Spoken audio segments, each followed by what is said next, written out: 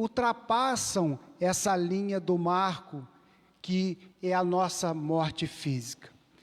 Então, enquanto espíritas, enquanto espíritos imortais, nós temos que ampliar o nosso horizonte para uma linha muito maior, muito mais ampla, aonde nós vamos observar que as oportunidades elas vão se multiplicar. Porque, às vezes, esse marco limitado de uma só encarnação fica meio que vazio. Por que uns nascem com tanto sofrimento, com tanta dor, enquanto outros usufruem de tantas benesses que a vida material pode lhes oferecer? Então, a doutrina espírita vem justamente tratar disso, dessas questões da vida e do espírito imortal. E para isso, essa jornada, essa marcha, precisa ter os seus horizontes ampliados como um todo. A gente precisa começar a se aperceber que esse projeto divino que nós temos para vivenciar nesse aprendizado é um projeto de uma amplitude muito além da nossa capacidade de compreensão do que podemos entender como a eternidade hoje. Isso nos convida, então, a começarmos a refletir que é a necessidade de trazer um conteúdo maior, estudar mais sobre as coisas do Espírito, entendendo coisas que às vezes nos escapam da nossa realidade material, mas que certamente vão fazer a diferença para a gente compreender o sentido verdadeiro da vida. Eu gosto muito de uma experiência que eu aprendi quando fala do progresso, da primeira pergunta do Livro dos Espíritos, que diz: o que é Deus? Inteligência suprema, causa primária de todas as coisas. E a gente, na nossa arrogância, quando achamos que já temos inteligência suficiente para compreender as coisas elevadas de Deus, eu falo assim: olha, não falou nada, que eu concebo Deus como uma inteligência suprema. Como causa primária, bom, se Ele é supremo, Ele é causa primária de todas as coisas. Aí os anos vão passando, a gente vai estudando esses princípios, esses valores que a doutrina nos oferece, e vamos juntando os pedacinhos.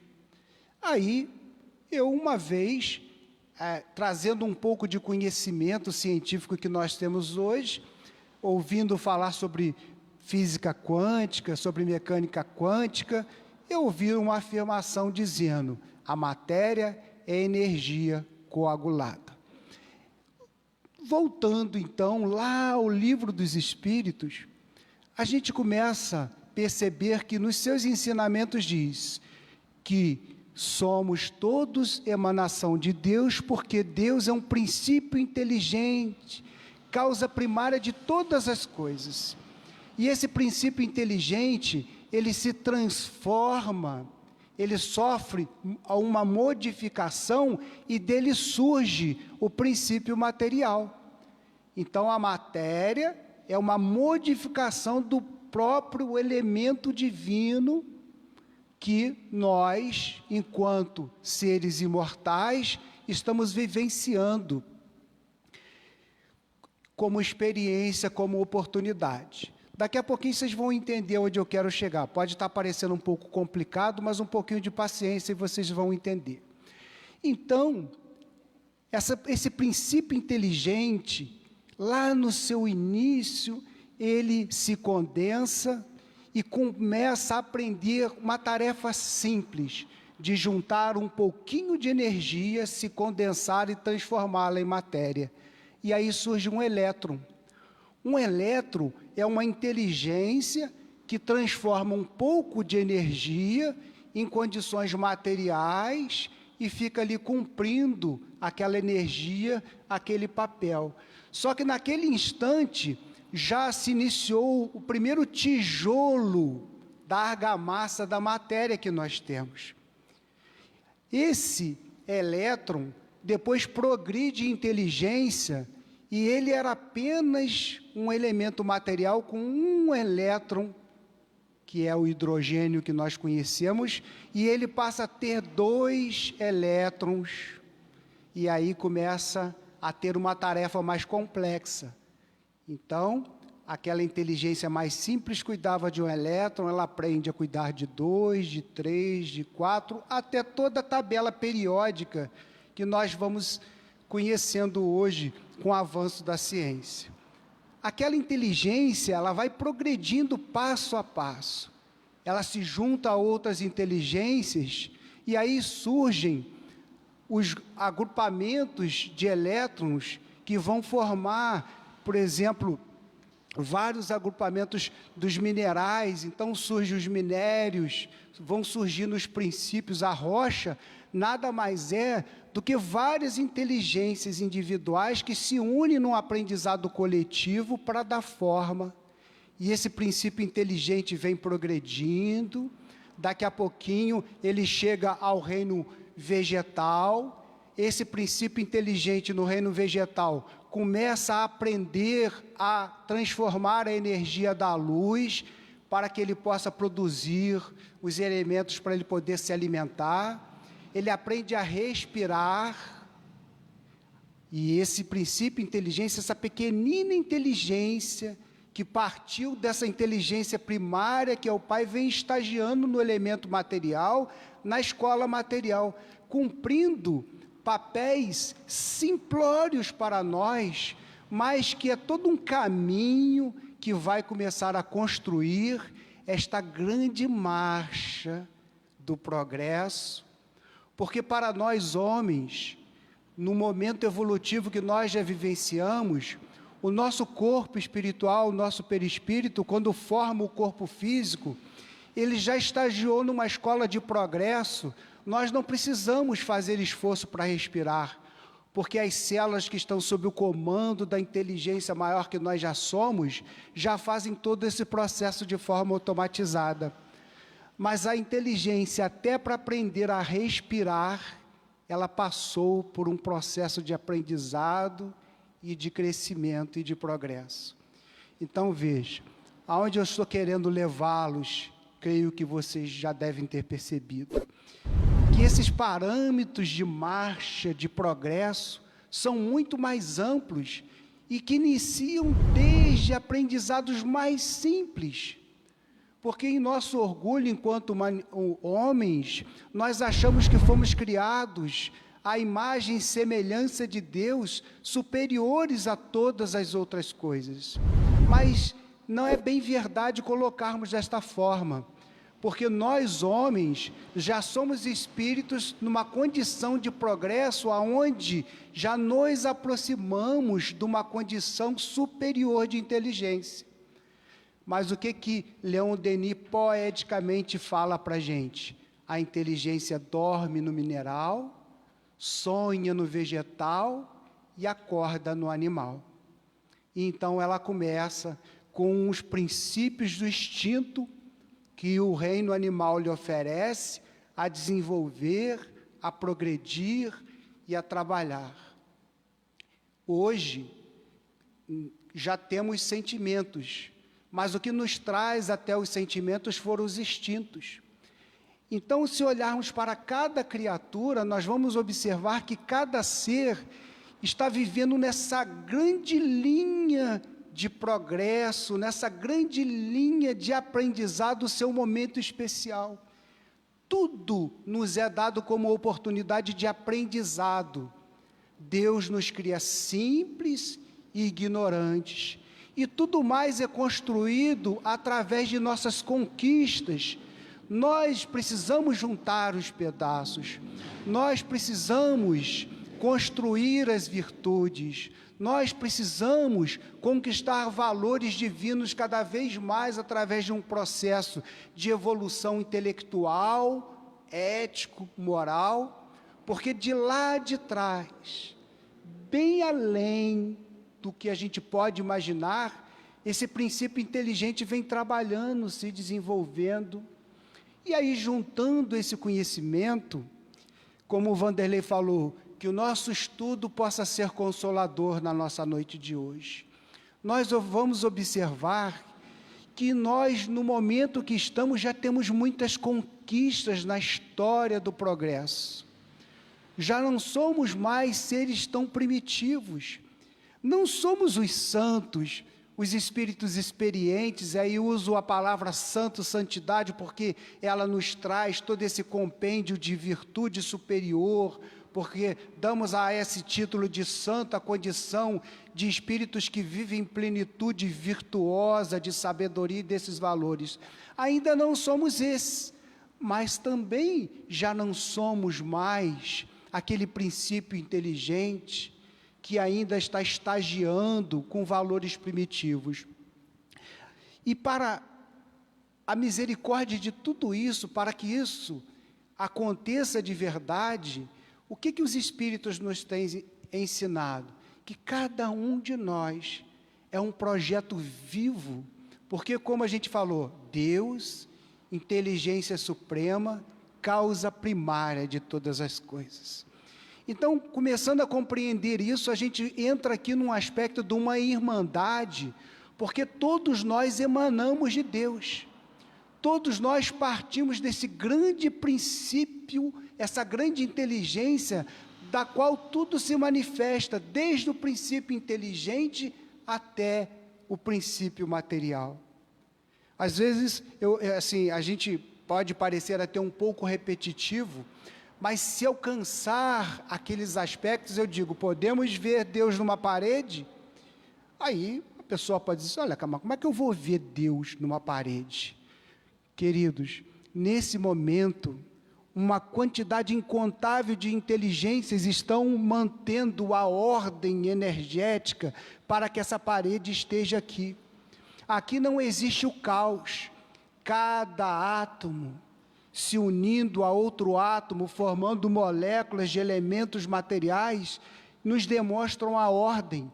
Para onde nós olharmos, nós vamos ver que os elementos estão em ordem, cumprindo uma tarefa, um papel. E trago isso para a nossa condição humana, para a gente perceber que quando a gente começa a alcançar isso, damos um salto nesse estado de relacionamento com Deus, com o nosso semelhante.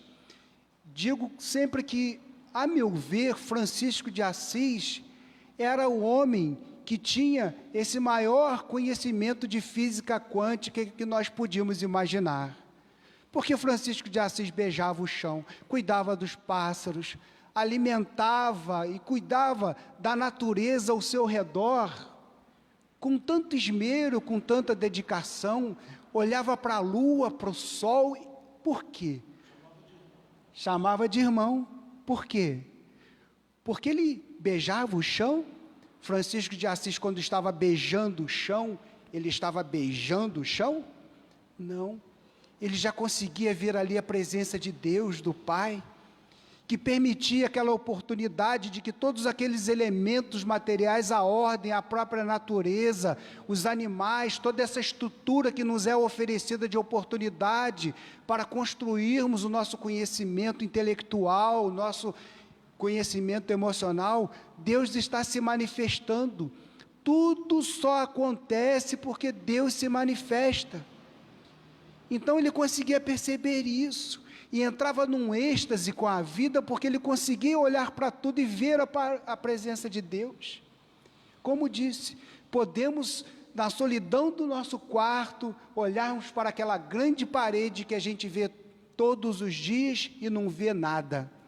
Mas podemos olhar para aquela parede e ver que ali existe a presença da ordem, porque cada elemento está trabalhando dentro das suas possibilidades. Porque como aquele ditado, criança faz coisa de criança, jovem faz coisa de jovem, e adulto faz coisa de adulto, as inteligências vão desempenhar as suas tarefas e o seu papel de acordo com a sua capacidade. Não podemos olhar para dois homens de 70 anos de idade e achar que porque os dois têm 70 anos de idade, que são espíritos com a mesma capacidade, com as mesmas experimentações, com o mesmo aproveitamento dos ensinamentos reencarnatórios. E aí, a gente vai dar a esse espírito de irmandade, vamos dar a esse espírito de humanidade, a essas virtudes de compaixão, de misericórdia, de tolerância, um entendimento amplo, porque nós não vamos esperar de uma inteligência que desempenhe uma tarefa que ela não tem capacidade ainda de fazer. E vai ser preciso ainda que ela passe por certas experiências, que ela cometa os seus erros, os seus equívocos, porque certamente, quando a gente dá um salto, a gente não, eu gosto de usar muito a gente, mas vamos usar o nós então, nós não aceitamos mais aquela atitude, aquele comportamento, mas o que implica isso? Eu tenho direito, tendo eu cometido os meus erros e os meus equívocos, e usufruindo da misericórdia de Deus que me trouxe até aqui e me elevou, eu tenho o direito de impedir os meus irmãos de errarem? Não posso fazer isso, porque o erro é fruto desse projeto pedagógico, dessa grande trajetória, dessa grande marcha, que se inicia tão lá atrás, longe dos nossos olhos. Porque ainda com todo esse conhecimento que nós temos da vida espiritual, esses marcos de tratarmos os homens como homens que nasceram alguns anos atrás e que vão desencarnar ali na frente, é tão comum. Não olhamos para o espírito, para o ser imortal, para analisar as suas necessidades. É fácil da gente perceber o que a compreensão faz na nossa vida, quando nós nos elevamos espiritualmente. Vem a mamãe,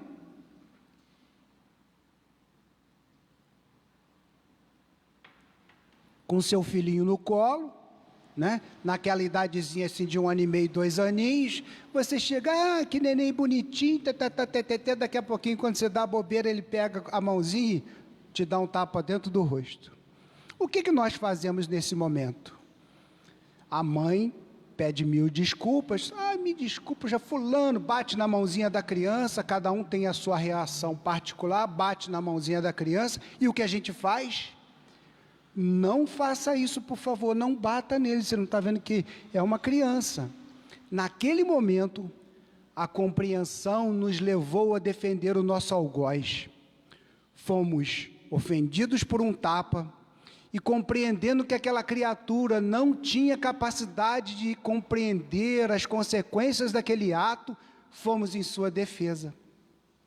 Então veja como a compreensão do mundo, das coisas do espírito imortal, a compreensão do progresso da inteligência, para podermos esperar de forma eficiente o que cada um pode nos retornar, quanto faz diferença. Quantos de nós somos pessoas tristes, insatisfeitas com as nossas famílias, com os nossos problemas, que são gerados dentro do ambiente do lar, porque gostaríamos que a outra pessoa não fosse quem é, como se tivéssemos o direito de tirar do outro espírito a oportunidade de aprendizado, não é verdade?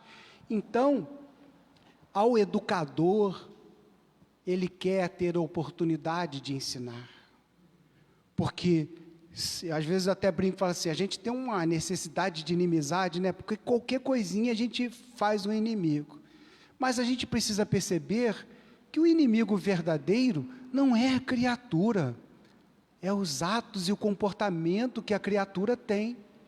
Então nós não temos que combater os indivíduos são princípios inteligentes, emanação de Deus, são nossos irmãos, estão indo para o mesmo lugar que nós vamos. Muitas das vezes as nossas diferenças é a idade espiritual. O que realmente nós precisamos lutar e combater é aquilo que nós chamamos da falta de conhecimento, da ignorância. Porque o indivíduo, ele age de acordo com o seu conteúdo, com os seus valores. E se ele não tem, eu, por exemplo, tenho uma pessoa que eu amo muito e que cometeu muitos equívocos na vida. E eu consegui compreender e passar a gostar muito dessa pessoa mesmo, de perceber que ele não teve a presença de uma mãe. A mãe dele morreu, ele ficou sozinho cedo. O pai tinha que trabalhar para prover a necessidade da família, não teve tempo de educar. Ele criou-se na vida, naquele aprendizado de vida, de rua. E ele fazia tudo aquilo que ele aprendia. E era uma pessoa muito querida. E quando ele fazia certas coisas, aquilo me magoava profundamente. E aí eu percebi que, por que ele me magoava profundamente? Aonde estava o amor que eu vi a perceber que eu deveria oferecer àquela pessoa por ser especial para mim? Estava na falta do entendimento, do significado dessa questão do progresso, de entender que quem não recebeu não pode dar. Quem não recebeu não pode dar.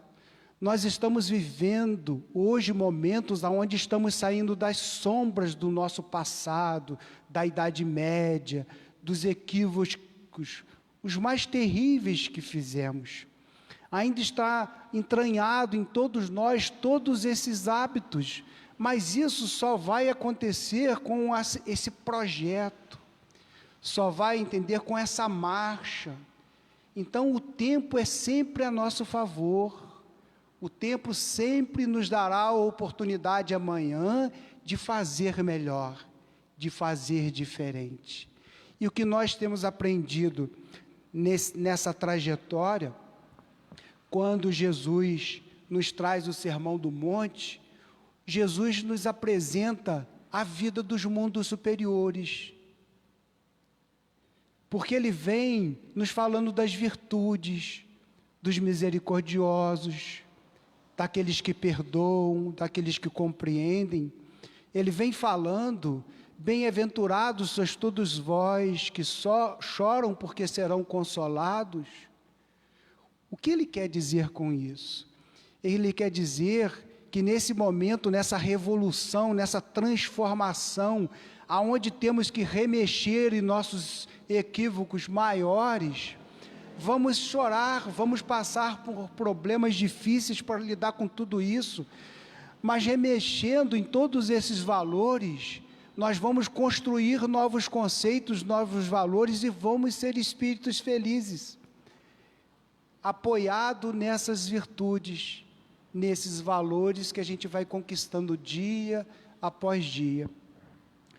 Nesse aprendizado que a gente tem com a doutrina espírita, a gente percebe que no passado sempre foi um grande hábito de nossas partes, enquanto inteligências, negociar para ter favores. Se a gente olha a história da humanidade, porque lá nós estávamos reencarnados, a gente sempre tentou negociar para obter favores. E hoje, a gente se pega muitas das vezes sem coragem para enfrentar as dificuldades, como se nós não entendêssemos que se a gente não encarar o que há de pior em nós para substituir por virtudes, Deus não pode nos dar a vida de felicidade que nós queremos, se nós não colocarmos em nós, nesse lugar, os motivos que nos levem a ser felizes.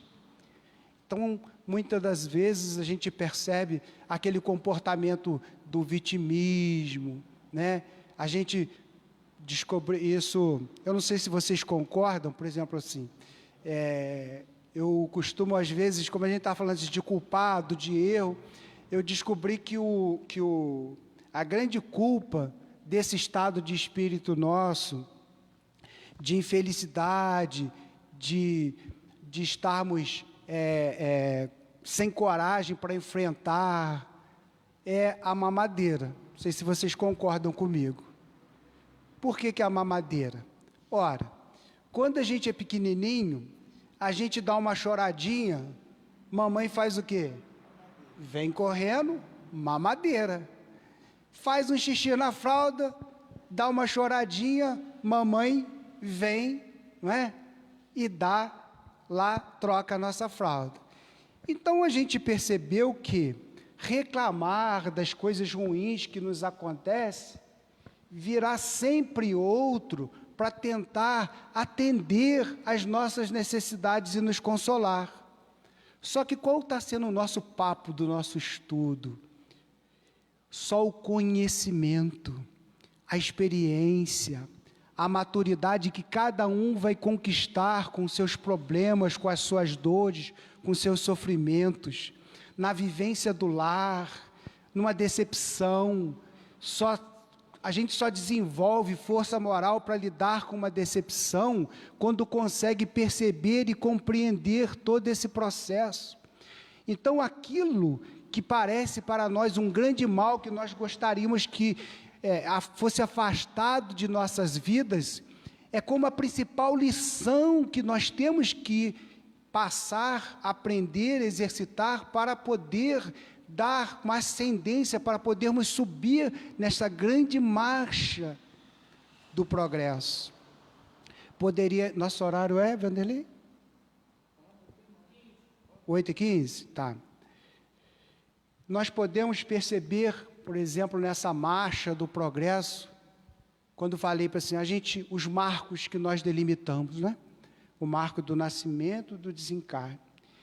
Aí, vamos trazer Jesus para a nossa vida, para o nosso relacionamento, para o que nós conhecemos de Jesus. E vamos separá-los mais uma vez de Jesus e o Cristo. Quando nós vemos Jesus, o homem que veio, que ensinou, que pregou, deu lição das mais variadas virtudes através do seu exemplo, das suas atitudes, e passou, terminando a uma cruz, sofrendo a dor dos homens, naquele momento, Jesus passa e fica. Mas a gente então começa a parar e analisar, mas por que então que o mundo hoje está tão difícil? Será que Jesus não fez da forma certa? Será que o mundo assim, por que há tanta dor? Por que há tanto sofrimento? Como se parecer que o mundo estivesse ao relento ou ao acaso, que Jesus tivesse vindo e não tivesse dado resultado todos os ensinamentos, os valores que ele deixou. Mas se nós pararmos para pensar sobre o Cristo de Deus, porque o que nós aprendemos com os Espíritos, que a Terra já é responsabilidade de Jesus, foi dada pelo Pai, porque Jesus já é um Espírito de altíssima hierarquia, ele diz, eu e o Pai somos um. Ele recebeu essa missão. A Terra tem aproximadamente, pela avaliação, 4 bilhões e meio de anos. Há 4 bilhões e meio de anos atrás, Jesus já era um Cristo de Deus. Já estava com o Pai. Imaginem, cabe na nossa cabeça, dentro desses parâmetros de uma vida de um homem que reencarna, vive 70 anos e desencarna, cabe na cabeça de um homem de 70, 80, 100 anos, o Cristo de Deus? Não cabe. Por quê? Porque nós estamos pensando apenas nas possibilidades e nos recursos que aconteceram naquele momento. Mas o Cristo é por nós. Está entre nós. Quando 2 ou mais se reunirem em meu nome, aí eu estarei presente. E aí o que a gente vai perceber? O não entendimento, a incompreensão desse grande projeto, que é preciso dar tempo, as pessoas precisam de tempo, vão errar, nós precisamos de tempo, nós vamos errar, mas amanhã a gente pode levantar e dizer, pai, fiz tudo errado de novo, vou tentar de novo. E aí brotar, sabe, aquela coragem de tentar todos os dias, na certeza que nós seremos felizes, é a promessa. Não é? Vou para junto do Pai, para que aonde eu esteja, lá esteja todos vós. Não é verdade? Então, assim, eu estou fazendo um passeio grande, trazendo conteúdo para a gente estar refletindo, porque esses valores, esse conhecimento, como eu disse para vocês, a pergunta 1 do Livro dos Espíritos. Deus, inteligência suprema, causa primária de todas as coisas. Quando eu li isso para a primeira vez, isso não me causou nada. Mas hoje, quando eu penso nisso, eu consigo me esforçar. Eu penso no Francisco de Assis, quando ele beijava o chão e agradecia. Quando ele olhava para cada pessoa com carinho, quando alguém cometia um criminoso, quando alguém cometia um erro, ele conseguia ver um filho de Deus que estava matriculado na escola da vida, mas que o único destino dessa inteligência primordial que emana do Pai é ser feliz.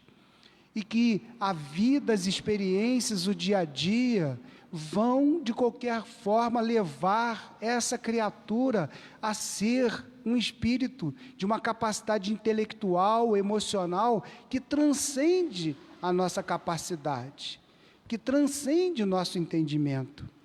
Então, nós somos espíritos imortais que já estamos nos aproximando a um estágio onde o próprio Cristo, essa inteligência que está com Deus, nós já estamos vivenciando um momento que Ele veio estar conosco.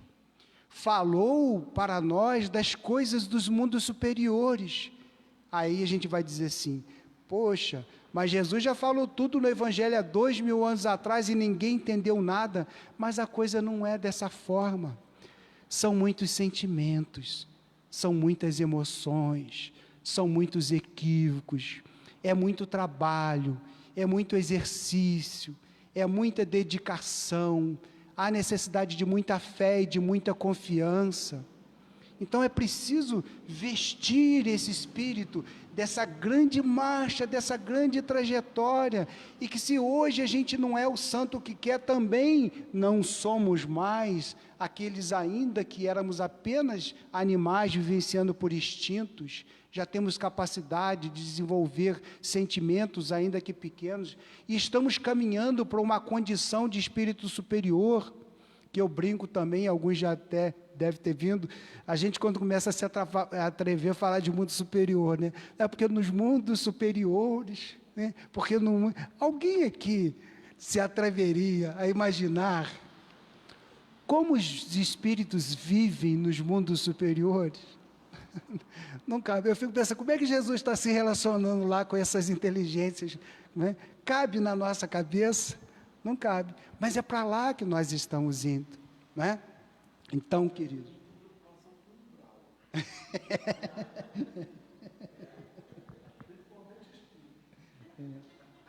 Isso aí.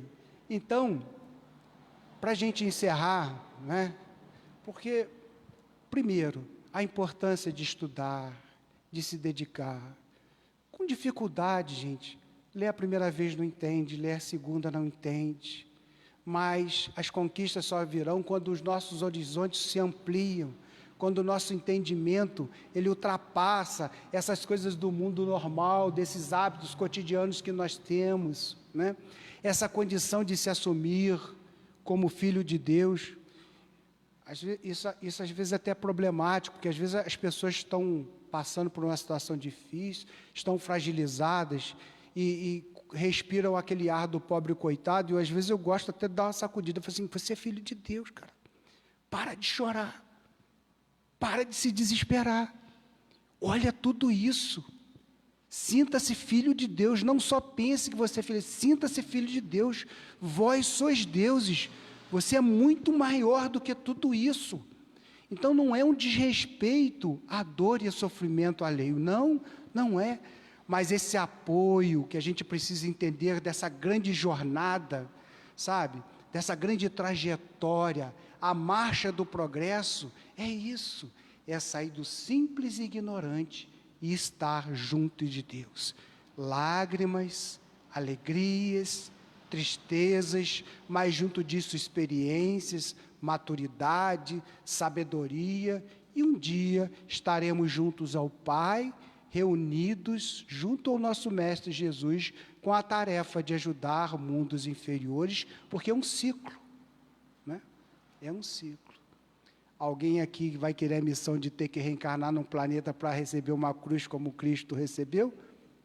Né? A gente não quer agora, mas amanhã, quando você vê alguns bilhões de espíritos, inteligências ainda primitivas, e o Pai fala assim, vai lá, ajuda eles, prova o teu amor, e aí o Cristo vem, sabendo que ia passar por tudo aquilo em nossas mãos, mas o amor dele, pelas nossas conquistas, pelo nosso progresso, pela nossa evolução, era tão maior que a cruz, para ele, foi um projeto em nome do amor que ele tem por todos nós. Jesus nos abençoe a todos.